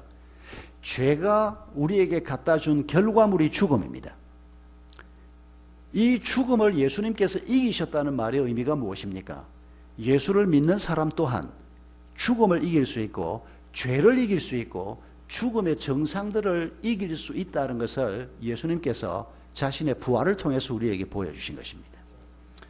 여러분, 우리가 예수를 믿고 에클레시아가 된다는 말은 그저 어둠 속에 살다가 좀 교양도 얻고 좀 괜찮은 사람이 되는, 세련된 사람이 되는, 좀 지식 있는 사람이 되는 자리에 부름을 받았다, 이런 정도의 사건이 아닙니다. 우리가 예수의 에클레시아가 됐다는 말은 예수님이 앞서 걸어가면서 보여주신, 예수님이 우리의 죄값을 치루어 주셨기 때문에 우리는 그 죄값을 치르지 않아도 된다는 것입니다. 여러분, 죄의 값이 죽음입니다. 죽음이 이미 우리에게 와 있을 때 여러분, 그 죽음이 어떤 식으로 드러나는지를 한번 가만히 생각해 보십시오. 어떤 분이 이런 설명을 했는데, 지금 이 앞에 있는 건 이 꽃꽂이한 꽃은 아닙니다만은, 여러분, 꽃꽂이한 꽃을 한번 생각해 보십시오. 아주 예쁜 꽃들을 강단에 주일날 혹은 결혼식 할 때 또 집에서도 예쁘게 꽂아 놓습니다. 그 꽃꽂이한 꽃이 산 꽃입니까? 죽은 꽃입니까? 죽은 꽃입니다. 우리가 생화라 그러지만 그 생화 아니고 사화입니다. 죽은 꽃인데도 왜 결혼식 같은 중요한 자리에, 주일 예배 강단 이런 곳에 왜 그 죽은 꽃을, 그 시체 덩어리를 왜 갖다 놓습니까? 아직도 이쁘기 때문입니다. 죽은 게 왜 이쁩니까? 아직 물기가 좀 남아있기 때문입니다. 그러나 그 꽃에 이미 죽음은 와 있습니다. 뭘 보면 알 수 있습니까? 예, 뿌리에서 벌써 잘렸습니다. 아무리 지가 이쁘게 그냥 폼을 잡고 앉아 있어도, 요게 뿌리에서 잘렸구나, 이미 죽었구나, 우리가 그걸 압니다. 그리고 그 죽음의 정상이 서서히 나타나기 시작합니다. 어떻게 나타납니까? 하루만 지나고 나면 꽃 잎가가 거뭇거뭇해집니다.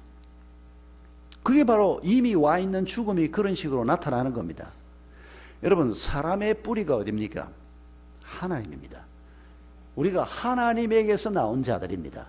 하나님의 형상으로 지음받은 자들입니다. 그런데 하나님하고의 관계가 잘릴 때 우리가 죽은 자가 되는 것입니다. 성경이 세 가지 죽음을 얘기합니다. 영적 죽음, 육체의 죽음, 영원한 죽음을 얘기합니다.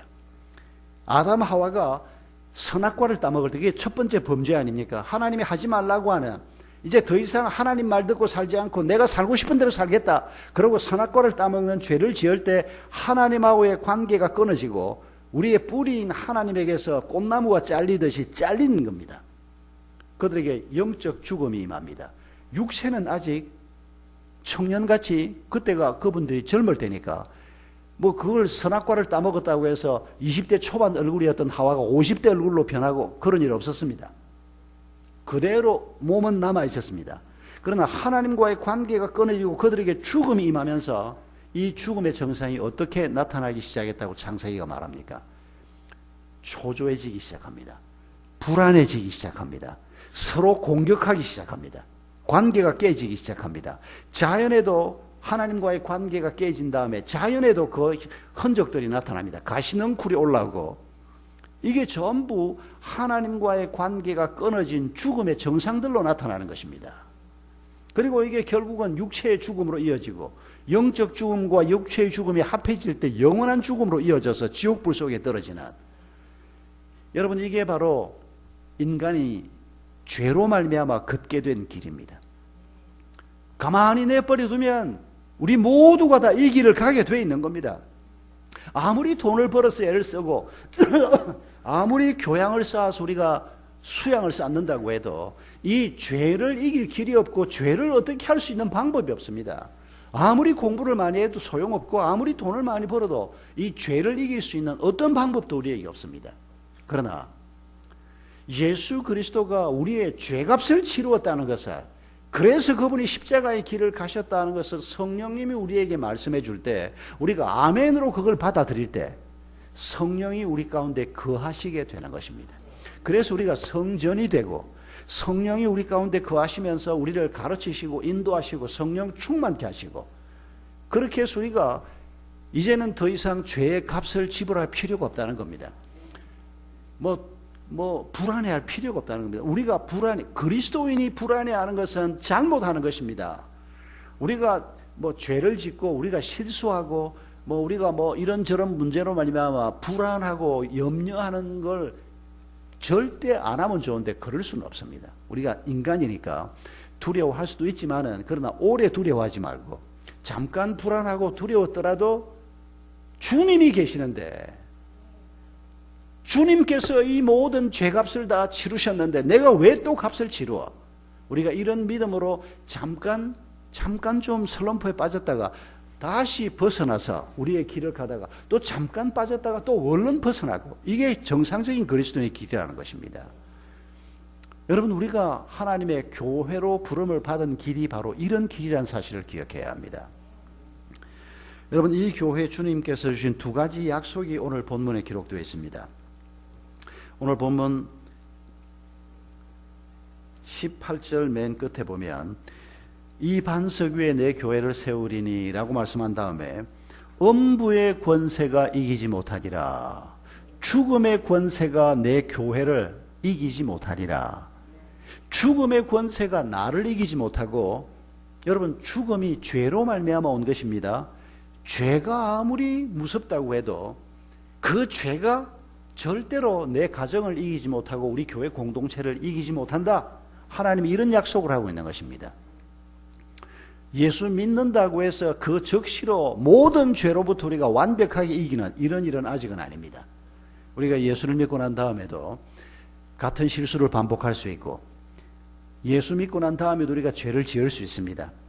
그러나 세상 사람들은 그게 죄인 줄도 모르고 그 죄가 어떻게 사해지는 줄도 모릅니다. 그러나 우리는 죄를 짓고 나면 하나님의 말씀과 성령의 감동 때문에 그게 죄라는 걸 알고, 그리고 그 죄를 어떻게 해야 용서받는 줄도 압니다. 예수님의 십자가 아래 들고 가서 용서함을 받고, 같은 죄를 또 지을 수도 있지만은, 그러나 그 죄를 지으면 안 된다고 성령께서 우리를 일깨워 주시고, 그래서 옛날에는 죄를 많이 짓던 사람이라도 우리가 세월이 지나면서 점점 그리스도를 닮아가고 점점 성령에 이끌려서 우리가 죄를 이기는 성률이 세월이 지나가면서 점점 더 높아지는 이런 길로 하나님이 우리를 인도하시는 것입니다.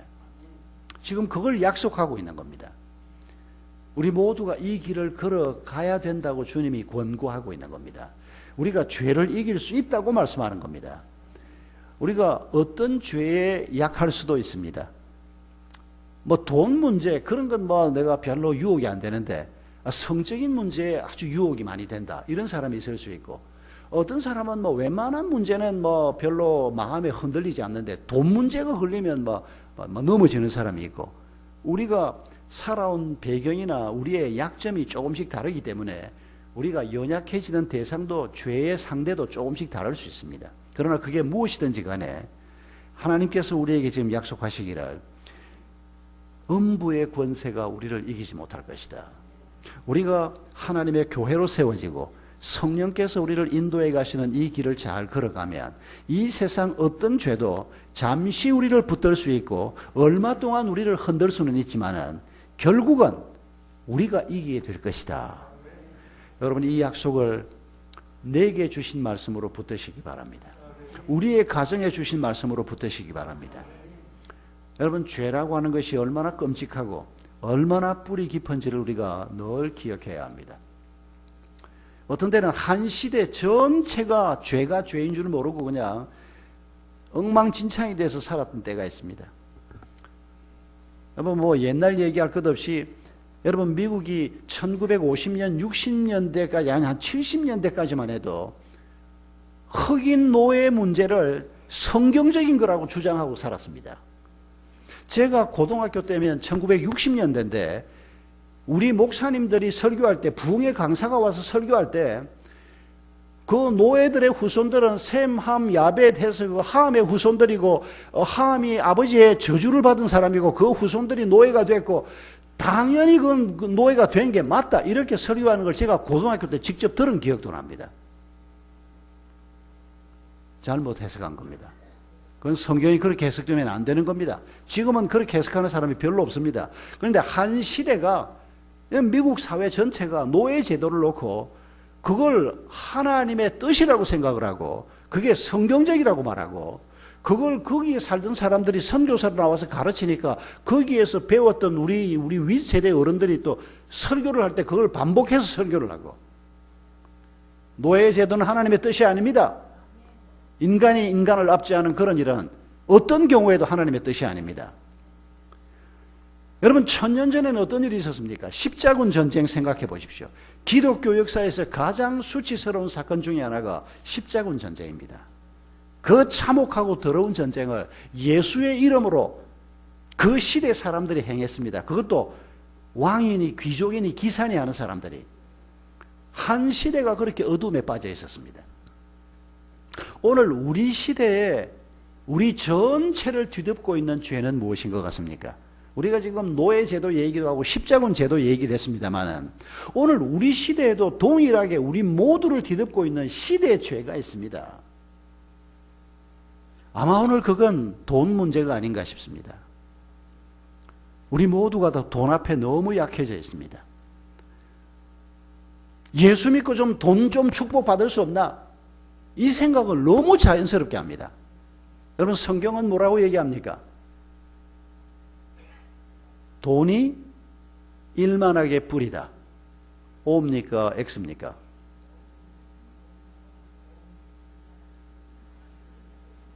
막 헷갈리기 시작하죠.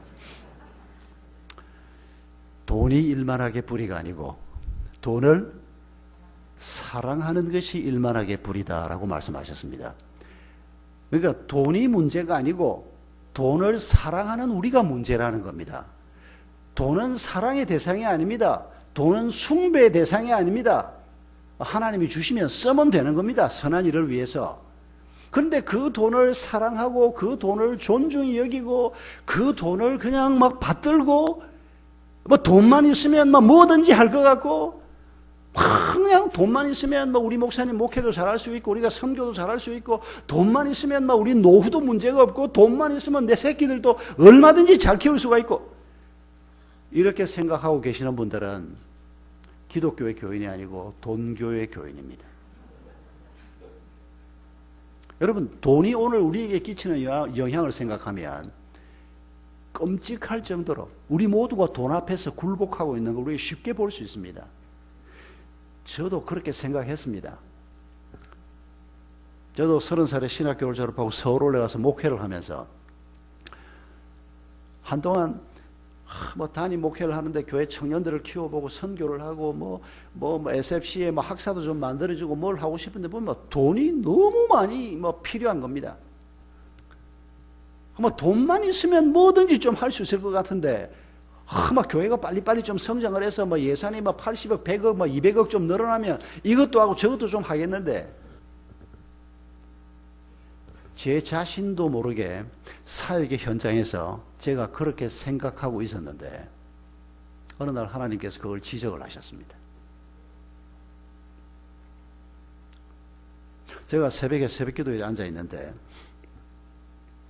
이제 기도를 하고 이제 나가려고 하는데 그 전에 잠깐 그냥 기도는 끝나고 그냥 혼자 눈을 감고 이렇게 가만히 앉아 있는데 갑자기 눈앞에 환상처럼 뭐가 나타나는 거 하니까 하나님께서 제 앞에 수표 다발을 한 움큼을 이렇게 흔들시는 겁니다. 그래서 내가 손을 내밀었는지 안 내밀었는지는 모르겠는데 몸을 좀 앞으로 이렇게 기울이려고 하는데 그 수표를 이렇게 흔들더니 저쪽으로 탁 던지시는 겁니다. 그때 제가 눈을 떴습니다. 그때가 언젠가 하니까 우리 권사님 한 분이 저한테 와서 제 인감 도장을 달라는 겁니다. 그 권사님이 남편도 없고 자식도 없고 혼자 되신 분이 평생 돈을 모았는데 교회 오면 흰 저고리 입고 까만 치마 입고 머리 쪽지고 그러니까, 그리고 조카 집에 얹혀 살고 그러니까 그분이 부자라고 상상도 못했습니다. 수입이 없는 분이거든요. 옛날에 돈 모아놓은 건 전혀 몰랐죠. 그런데 이분이 건강이 좀 안 좋아지면서 병원으로부터 경고를 좀 받은 겁니다. 그러니까 자기 생명이 얼마 남지 않았다는 걸 조금 느끼셨는지 어느 날 저한테 오더니 인감 도장을 달라는 겁니다. 권사님 왜 인감 도장을 왜 달라 그럽니까? 그러니까 자기가 땅을 한 20만 평여 대 가지고 있는데 그걸 목사님 이름으로 등기를 하겠다는 겁니다. 등기 이전을 해놓겠다는 겁니다. 그리고 한 두석 달 안에 한 5억 정도 지금 부금 들어간 게 나오는데 그 5억을 가지고 분당에 땅을 하나 써서 장애인들을 위한 센터 짓는 땅을 하나 사면 어떠냐. 그리고 거기 건물 짓는 것도 자기가 돈을 좀 만들어 볼 테니까 거기까지는 자기가 좀 해보고 싶다. 이런 몇 가지 얘기를 하는 겁니다. 그래서 앞으로 그때 우리가 분당에 이제 그 장애인들을 위한 그 땅 하나가 500평이 딱 남겨 있었습니다. 그게 딱 5억에 나와 있었습니다. 권사님 그렇게 할 수 있으면 참 좋겠다고. 그리고 거기에 장애인들을 위한 설비를 시설을 하나 지고 교회 분립 개척을 하면 참 좋겠다고. 이제 그런 대화를 하고 권사님 인감 도장을 권사님한테 주는 건 제가 좀 그렇습니다. 그러지 말고 교회 이름으로 등기 이전을 할 테니까. 그러니까 목사님 내가 그걸 교회에다가 그 땅을 내놓으면 교회가 또 알게 될 거고 사람들이 뭐 어쩌느니 저쩌느니 내가 죽기 전에 그런 불편을 겪고 싶지 않다고. 아무도 몰래 그냥 목사님 이름으로 탁 바꾸어 놓을 테니까 나중에 목사님이 그걸 주의 일을 위해 써달라고. 권사님 내가 마음 바뀌어가지고 권사님 돌아가신 다음에 우리 둘밖에 모르는데 나중에 내가 마음 바뀌어가지고 내가 복음을 위해서 못 쓰면 어떡하려고 왜 나를 시험에 받들으려고 그럽니까? 그러니까 목사님 그냥 인감 도장을 좀 내놓으라고.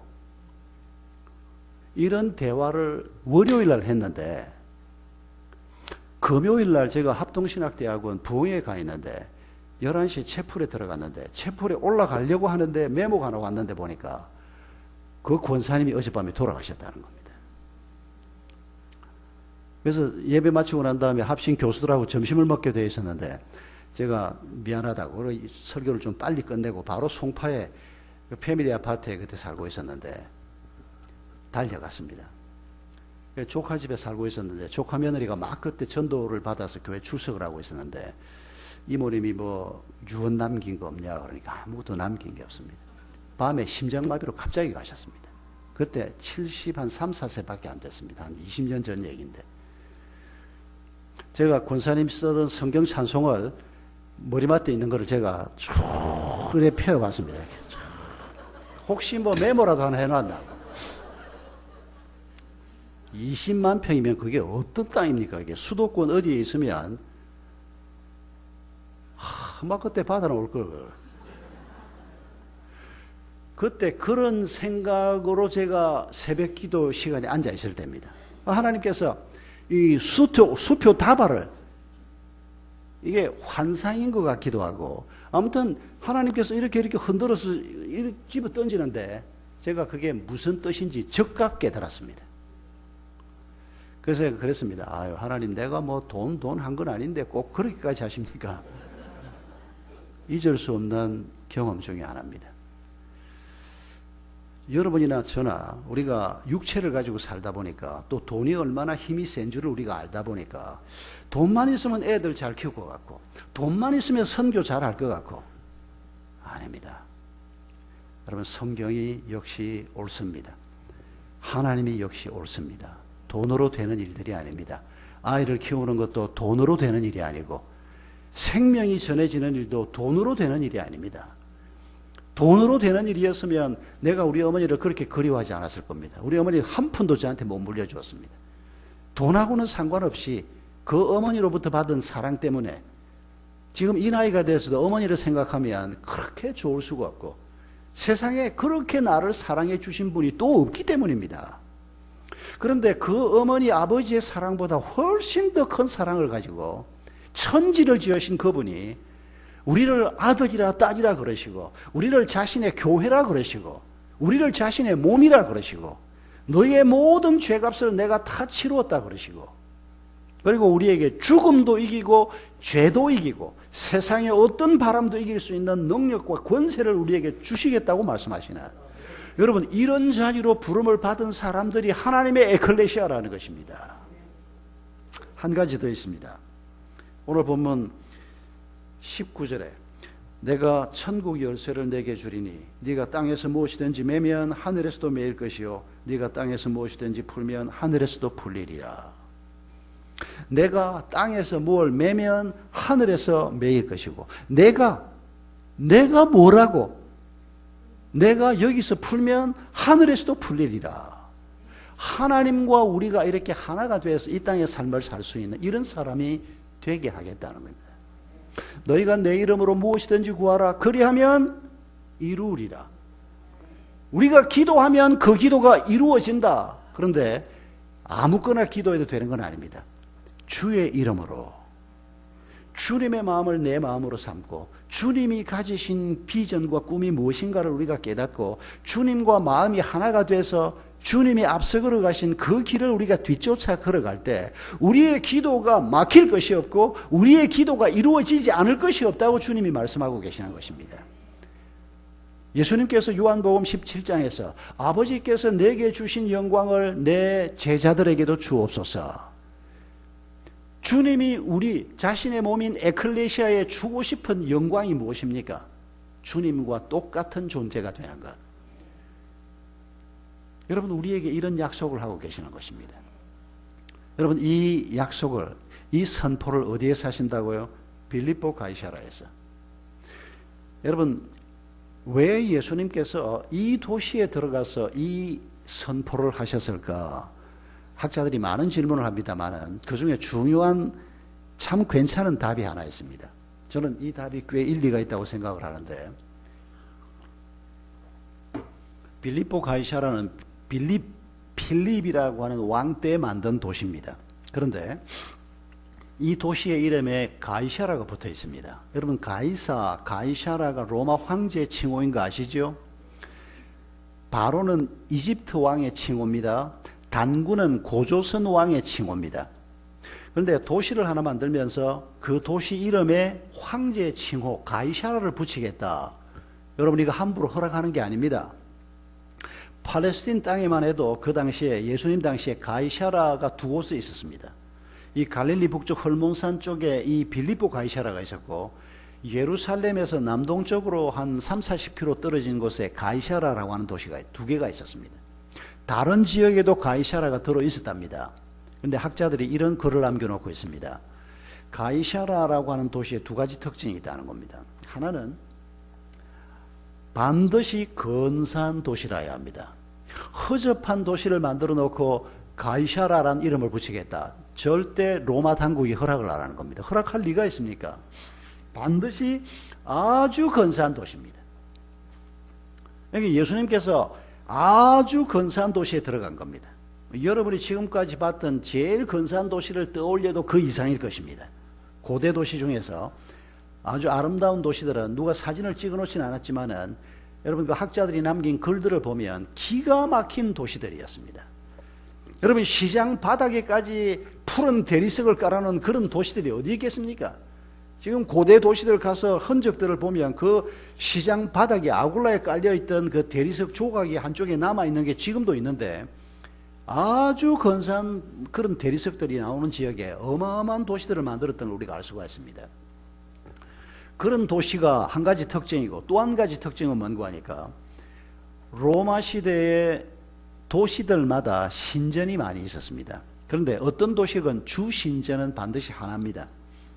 예를 들면 고린도 같은 도시, 지금도 고린도가 신고린도가 있고 옛 고린도가 있고, 그 고린도라는 도시가 바로 인근에 붙어서 지금도 있습니다만은, 예수님 당시에 고린도 같은 도시가 굉장히 큰 도시였습니다. 그런데 그 도시에 꽤 높은 산이 하나 있고, 그 산 꼭대기에 신전이 있고, 지금도 그 신전 흔적이 그대로 남아 있는데, 고린도의 수호신, 고린도의 주신은 아프로디테입니다. 미의 여신입니다. 그런 신전이 높은 곳에 있습니다. 그 신전이 도시 전체를 내려다보고 있고, 주 신전은 어떤 도시에든지 도시 중앙에 짓든지 아니면 높은 곳에 짓든지 가장 웅장하게 짓습니다. 다른 신전은 그보다 다 작게 짓습니다. 그런데 가이사라라고 하는 이름이 붙은 이 도시는 주 신이 누굴까요? 가이사라입니다. 모든 신전들은 헬라, 그리스, 로마 신화에 나오는 신들입니다. 가상 신인들입니다. 그냥 얘기에 나오는 신들이 아폴로 신이니 뭐 무슨 신이니 전부 신화에 나오는 신들의 이름이 붙어 있는데, 이 가이사라라고 하는 이름이 붙은 이 도시에는 살아있는 로마의 황제가 신인 겁니다. 더 고약한 신입니다. 그러니까 이 빌립보 가이사라나 또 저 남쪽에 있는 가이사라 같은 도시에 주 신전이 황제, 살아있는 인간 황제를 신으로 섬기는데, 그 신전에 들어가서 기도하는 사람들은 가령 네로라고 하는 황제를 생각해 보십시오. 네로가 만약 네로 당시 같으면, 네로 신이시여 내 아들의 병을 낫게 해 주십시오. 네로 신이시여 내 아들이 출세하게 해 주십시오. 이런 식으로 기도를 하는 겁니다. 그게 이 가이사라라고 하는 도시에 있는 주신전입니다. 사실 인간을 신으로 섬긴다면 로마 황제만한 적격자가 또 누가 있을지 모르겠습니다. 인류 역사에서 가장 강력한 나라가 로마라고 지금까지도 얘기를 합니다. 넓은 땅을 차지했고 기가 막힌 제도, 강력한 군대를 가지고 있었고, 인류 역사 전체를 통틀어서 로마가 가장 강한 나라였다라고 여전히 역사가들이 얘기를 합니다. 지금의 미국보다 지금 미국의 역사는 그렇게 길지 않습니다. 미국 역사 자체가 짧고 미국이 초강대국이 된 지가 얼마 되지 않습니다. 아마 지금의 저 초강대국을 한 500년쯤 더 계속한다면 미국이 인류 역사 최강의 국가다라고 말할지도 모르겠습니다. 그러나 로마는 오랜 세월 동안 엄청난 세력을 가지고 있다. 그런 나라의 황제니까 사람들이 신으로 섬기고 싶은 마음도 생길 겁니다. 뭐 큰 바위만 봐도 신으로 섬기고 싶고, 뭐 얼굴이 이쁜 아나운서만 봐도 여신이라 그러고, 세상 사람들이 이런 식으로 표현을 하지 않습니까? 그런데 여러분, 이 도시에 데리고 들어가서 지금 이 도시에 지금 누구를 데리고 들어간 겁니까? 우리 수준보다 더 평범 혹은 그 이하의 제자들 아닙니까? 어부 생활을 하던 제자들이 한 100명 되고, 뭐 귀신 들렸다가 겨우 살아난 여자도 그 여자 제자 중에 한 분이 있고, 한 20여 명 데리고 들어갔을 거라고 생각하는데, 거기에 대부분이 다 평범한 사람들입니다. 혹은 평범 이하의 사람들입니다. 공부를 많이 한 사람도 뭐 거의 없고, 혹 한두 사람 나중에 제자 그룹이 있습니다만은, 뭐 부자도 뭐 없고 똑똑한 사람도 없고 다 평범한 그냥 감나물려 이런 정도의 사람들인데, 이분들을 예수님께서 지금 이 건산 도시에 데려 들어갔어. 예수님이 말씀하실 때 예수님 등 너머에 가이사라 신전이 제자들 눈에 들어왔을 가능성도 있습니다. 이런 도시에서 예수님께서 지금 너희가 여기에서 무언가를 매면 하늘에서도 매일 것이고, 너희가 여기에서 무언가를 풀면 내가 하늘에서도 풀겠다, 이런 엄청난 얘기를 지금 들려주고 있는 겁니다. 여러분, 우리를 이런 사람으로 하나님이 부르신 것입니다. 뭐 아무거나 한번 매보자 그런 생각하지 마시고, 이분이 누군가를 우리가 먼저 배워야 하는 것입니다. 이분이 무엇을 위해서 목숨을 바쳤고, 이분이 무엇을 위해서 나를 에클레시아로 세우고, 이분이 어떻게 나를 에클레시아로 세우려고 하는가, 우리가 이분과 친밀해지고 이분과 하나가 되면 될수록, 내가 10개를 맺는데 하나도 천국에서는 매이지가 않는다, 이 그리스도인이 아니라는 얘기입니다. 내가 여기에서 뭔가를 매면 저기서도 매인다, 이건 그분과 내가 하나가 되어 있다는 뜻입니다. 여러분, 우리를 이런 사람이 되게 하겠다는 겁니다. 이런 사람이 어떤 바람이 이겨내고, 이런 사람을 누가 이겨낼 수가 있겠습니까? 여러분, 이 땅에서 가장 강한 자, 가장 지혜로운 자, 가장 아름다운 자, 가장 사랑할 줄 아는 자, 가장 포용력이 큰 자, 그를 에클레시아라고 말하는 것입니다. 여러분, 우리가 얼마나 놀라운 자리에 부름을 받았는가를 오늘 밤에 기억하면서, 실감이 잘 나지 않아도 하나님께서 성경에서 나를 놓고 이렇게까지 말씀하시는가. 일단 그 정도 충격이라도 우리가 좀 오늘 밤에 마음속에 품고 집으로 돌아갑시다.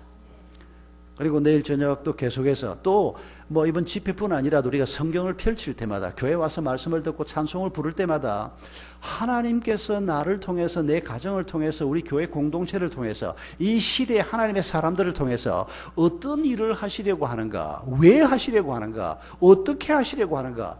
여러분, 우리가 그런 것들을 강 건너 불 보듯이 보는 게 아니고 나의 문제로 생각하고 우리가 좀 더 가까이 다가가서 우리가 살펴본다면, 우리가 이 땅에서 뭔가를 맬 때 내가 맨 이게 천국에서도 매인다, 내가 여기서 풀면 하늘에서도 풀린다. 여러분, 이런 사람의 길을 우리가 걸어갈 수 있을 것입니다.